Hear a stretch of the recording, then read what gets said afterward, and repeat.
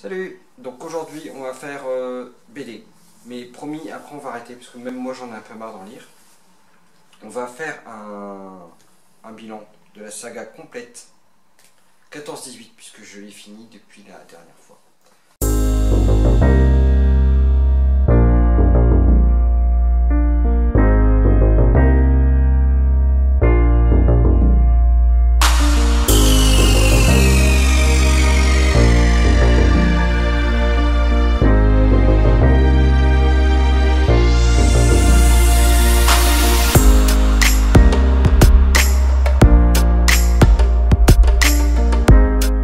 Hello, donc je vous avais fait sur les vidéos précédentes, on avait vu le tome 1 à 5 sur plusieurs vidéos. Là j'ai eu envie de donner un gros coup de boost et de lire tous les derniers tomes. Donc 6, 7, 8, 9, 10 et on va s'arrêter là. Qui couvre donc la période 1916 jusqu'à novembre 1918, donc milieu de guerre jusqu'à la fin de la guerre. Je vais défiler tome par tome et ensuite je vais donner un avis global. Je ne vais pas donner un avis très détaillé par tome. On a déjà parlé des planches, on a parlé du dessin, de la colorisation, tout ça, ça a été un travail à chaque fois magnifique. Le travail est encore bon. Le détail de l'horreur est bien fait aussi, malheureusement. Hein, j'ai montré à mon épouse quelques photos, heureusement qu'il y avait une bassine pour qu'elle puisse vomir à côté. Non, j'ai pas vomi, mais c'est vrai que c'est gore. C'est gore, mais bon, en même temps, on a appelé ça, les soldats qui sont revenus, les gueules cassées, c'est qu'il y avait une bonne raison. On voit très bien. Peut-être que tu peux... alors, âme sensible, s'abstenir quand même, je préviens. Alors, mais tu peux peut-être essayer de montrer la planche que tu m'avais montrée. On va en montrer si je rebouche, je sais plus sur quelle, puisque j'ai enchaîné les 5 sur... quelques heures. Donc forcément, j'ai un peu mélangé où étaient les détails gore par rapport aux épisodes. On va commencer par le 6. J'espère qu'on voit bien. Donc l'épisode 6. Lève un peu, ouais, c'est bon. 6. Donc l'épisode 6 se passe donc en août 1916, et donc l'arrivée des premiers chars. L'armée française au départ va se familiariser avec un nouvel outil, les chars, outils qu'ils ont eu un peu de mal à maîtriser. Il faut se rappeler qu'à l'époque, au début de cette guerre, on avait, à part les taxis de Paris qu'on démarrait à la manivelle, et puis les chevaux pour transporter les vivres et les soldats, enfin bref, des choses comme ça, les blessés, on n'avait pas encore de matériel comme on a aujourd'hui. C'est un des points, entre guillemets, s'il y avait un point de la guerre qui a apporté des choses, c'est la modernisation qui s'est accélérée. Et ça en fait partie. Donc l'arrivée des chars, donc là-dessus on va traiter cette avancée technologique, donc les chars, que les Français vont d'abord tester les chars anglais avant de préparer leurs propres chars et tester les chars américains bien plus tard dans la guerre. C'est aussi les premiers hommes de cette bande de potes qu'on suit depuis le départ. Quelques-uns vont commencer à mourir. Là en l'occurrence le lieutenant qui va y passer. Enfin, c'est pas le lieutenant, pardon, c'est un sergent, parce qu'il a commencé caporal, il était sergent. Et c'est aussi l'arrivée des avions, la guerre des avions. C'est vrai qu'au départ, ils en parlent, au départ il y avait quelques avions, il y avait plus d'oiseaux dans le ciel que d'avions. Là, la guerre se passe à tous les niveaux, au sol. En l'air, elle commence à faire aussi rage. Avant, en l'air, au début de la guerre, c'était pour observer les lignes ennemies. Maintenant, le feu vient de partout. Donc là, l'arrivée des chars, les pannes de chars, il faut récupérer les chars, et les premiers amis qui meurent. Et dans le groupe d'amis, aussi les premières gueules cassées. Alors quand je dis tirage gore, effectivement, quand on parle de gueules cassées, j'espère qu'on va bien avoir cette cloche. Alors, dis-moi. Attends, voilà. Ce genre de dessin, c'est vrai, suite à une explosion, c'est là où je dis l'horreur. Il la dessine très bien également. Cette personne-là, elle en reviendra. Ouais, c'est bon, on peut peut-être arrêter. Cette personne-là, c'est des choses qui ont vraiment arrivé suite à l'explosion, des obus qui explosent et qui défigurent les gens.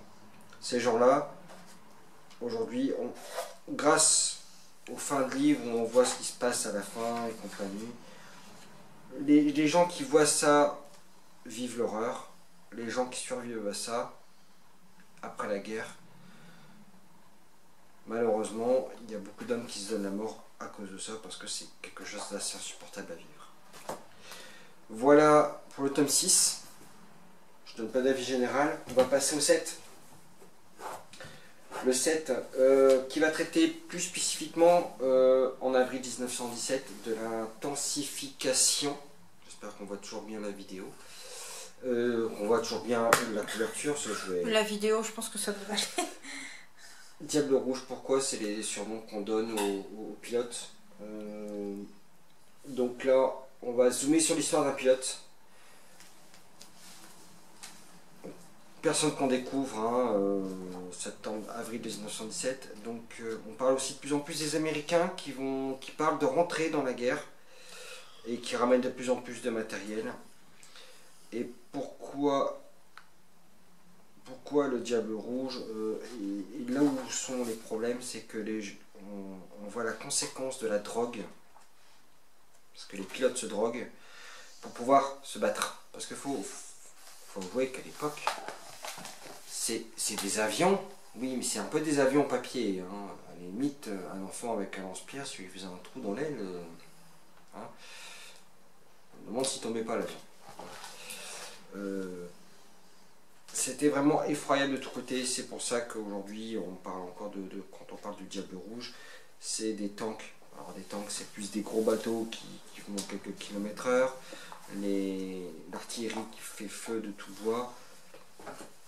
Et les hommes qui meurent, qui perdent des bras, qui sont mutilés, toujours cette constance, et aussi les hommes qui se rebellent. Et là, on voit un des nouveaux camarades qu'on suivait depuis le début finir tristement, c'est-à-dire fusillé parce qu'il a dénoncé la barbarie et la bêtise de ses officiers. Donc ça, c'est encore la bêtise et la bêtise française. Le tome 8. Alors, le tome 8. C'est un des tomes qui m'a plus déçu. Il se nomme La caverne du dragon. Pour moi, il n'amène rien dans l'histoire. C'est une anecdote. Je n'ai pas pensé à vérifier si elle existait vraiment.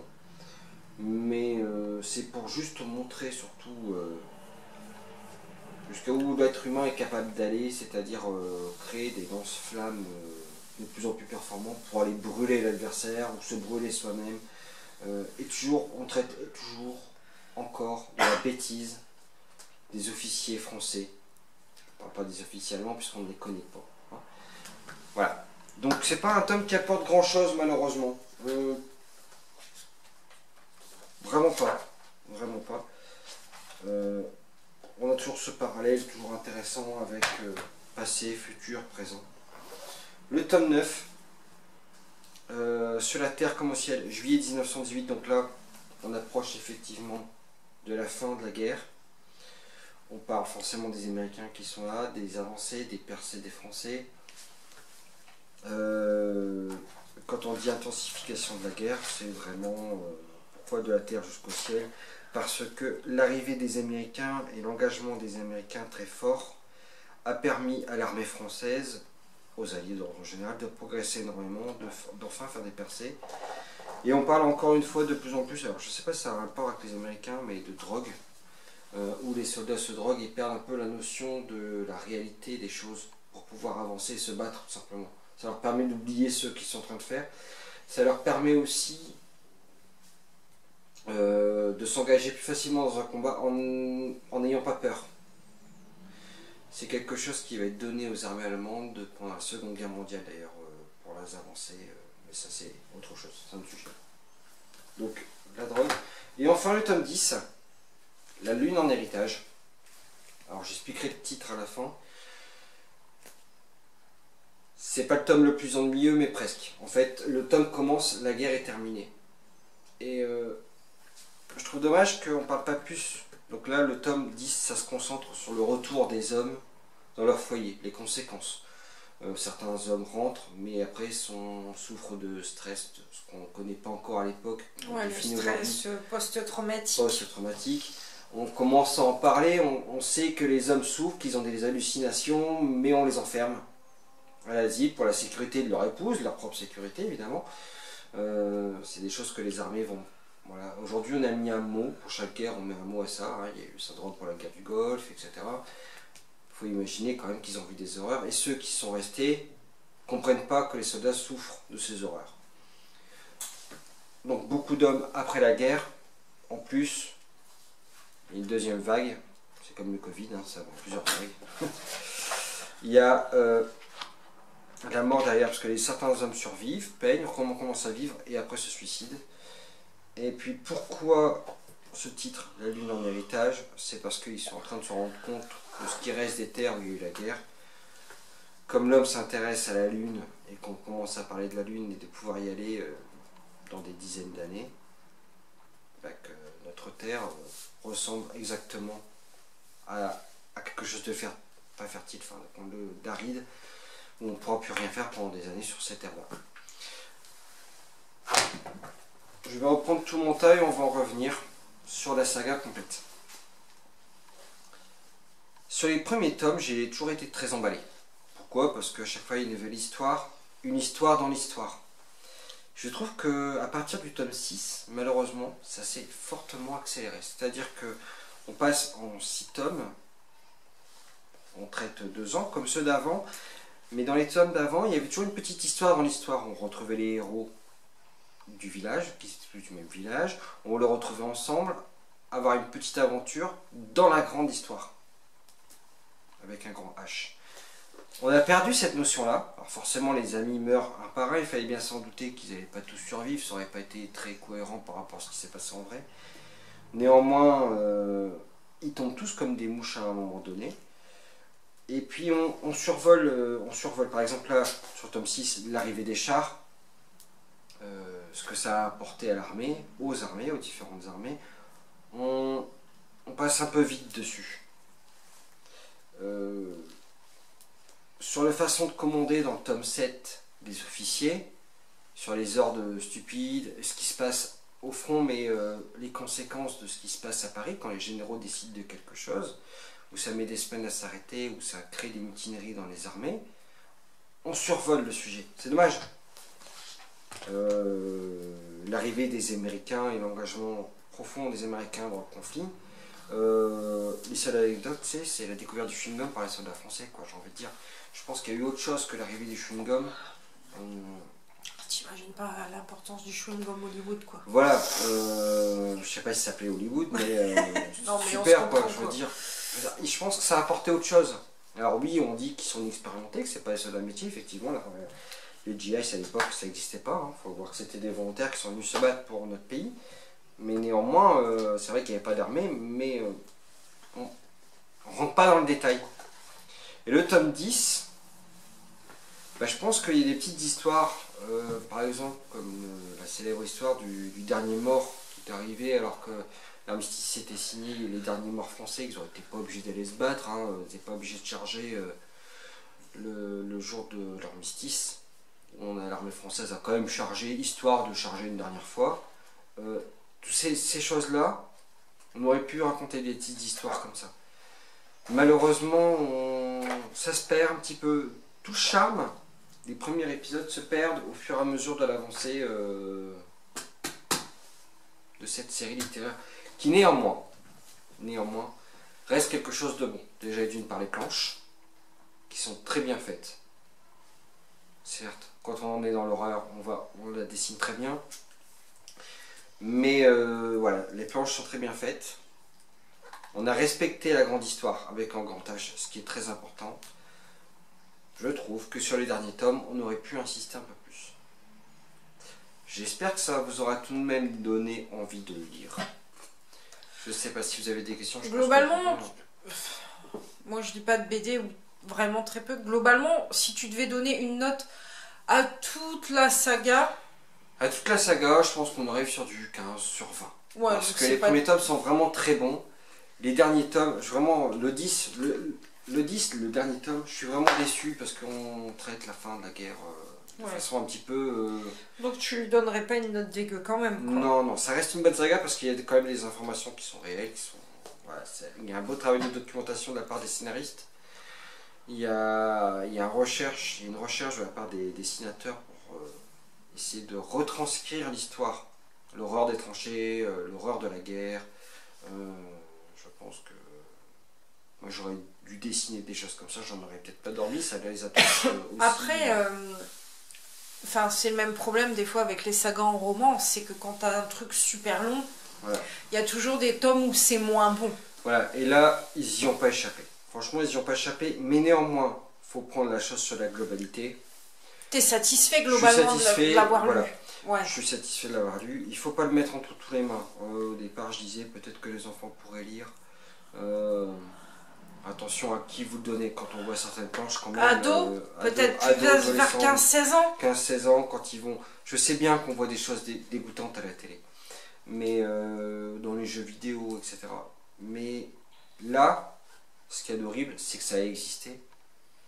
Et il faut aussi que l'adolescent soit capable de comprendre que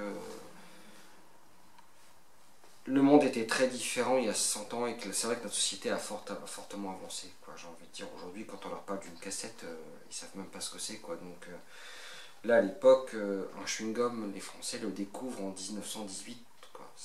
Alors qu'aujourd'hui, si on n'en mange plus, c'est peut-être parce que on est passé à autre chose. Mais je veux dire, à l'époque, les boîtes, bref, c'était une vie complètement différente. Ouais, mais en même temps, tu sais, tu dis les horreurs de la guerre, mais en même temps, quand t'as des attentats, tu vois aussi des trucs dégueulasses à la télé, quoi. Donc, on les voit, mais il n'y a pas de BD dessus. Enfin, je pense non, j'espère. Si tu prends la série Tchernobyl qui avait été faite il y a quelques années de ça, c'était assez... Voilà. Donc, néanmoins, c'est bien, mais pas à mettre entre toutes les mains quand même, pas trop jeune. Je sais que... Mais pour l'histoire, pour leur apprendre et montrer... Parce que le dessin montre quand même les choses, elle va marquer les esprits, et pour montrer et essayer d'apprendre quelque chose qu'on ne répète pas nos erreurs. C'est quand même important de le voir. Ouais, puis ça reste une BD, ça reste ludique, donc pour les ados, ça peut être pas mal aussi, quoi. Mais c'est ludique en même temps, parce que on imagine mieux l'histoire et la vie qu'ils ont vécue, surtout que maintenant il n'y a plus personne pour en témoigner. Même si je vais regretter certaines faiblesses. Mais ça, c'est parce que j'aime l'histoire et que, voilà, quelqu'un qui... Ouais, mais globalement, c'est pas mauvais, quoi. Mais c'est pas mauvais, c'est très bon. Voilà. Si vous avez des questions sur cette saga, n'hésitez pas à les poser, on répondra en commentaire. Ouais. Je serais ravi de faire des vidéos sur des sagas de livres, BD. Mais là, je vais partir sur du... J'ai vraiment envie de continuer sur mes fantaisies que j'ai envie de vous présenter les fois prochaines. Donc je vais faire une petite pause dans les BD. Parce que ça prend du temps à lire, à analyser. Et puis pour finir, malheureusement, on reste pas longtemps en lecture dedans. Voilà. Mais, on reste pas longtemps dedans, mais pour passer de ça à autre chose après derrière, c'est difficile parce que il y a l'horreur de la guerre quand même dedans. C'est pas une BD comme on a pu parler, Thor, que j'ai fait précédemment dans les vidéos. Non, avec Mjolnir. Ouais, avec Mjolnir.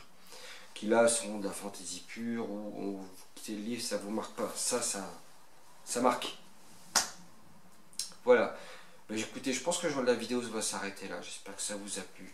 Mettez des petits pouces bleus. Tiens, je vais acheter des pouces, des gants bleus pour mettre des petits pouces bleus. Des pouces de schtroumpf. Voilà, pour nous encourager, parce que ça fait toujours plaisir d'être encouragé. On vous dit à bientôt pour une nouvelle vidéo. Bye bye tout le monde. Bisous.